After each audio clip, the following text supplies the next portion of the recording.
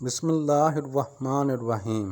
نماز میں سورۃ فاتحہ پڑھنے کے بعد آمین کہنے کا فائدہ۔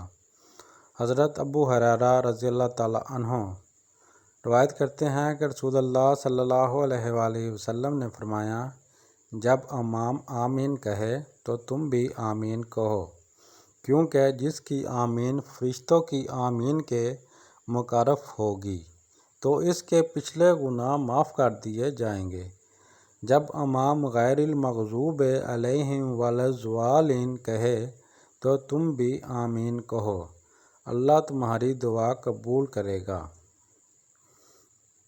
ایک اور حدیث میں نبی کریم صلی اللہ علیہ وآلہ وسلم نے فرمایا، جب پڑھنے والا آمین کہے تو تم بھی آمین کہو، کیونکہ اس وقت ملائکہ کی بھی آمین کہتے ہیں، اور جس کی آمین ملائکہ کی آمین کے ساتھ ہوتی ہے اس کے پچھلے گناہ معاف کر دیے جاتے ہیں۔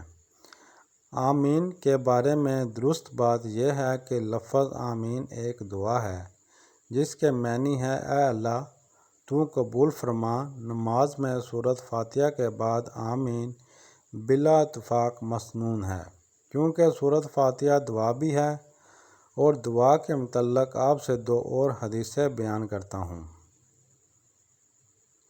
حضرت عبداللہ بن عمر رضی اللہ تعالیٰ عنہ سے روایت ہے کہ رسول اللہ صلی اللہ علیہ وآلہ وسلم نے ارشاد فرمایا، دعا ان مصیبتوں میں نفع دیتی ہے جو نازل ہو گئی اور جو ابھی نازل نہیں ہوئی، ان میں بھی فائدہ دیتی ہے۔ تو اے لوگو، تم پر لازم ہے کہ اللہ تعالیٰ سے دعا کرو۔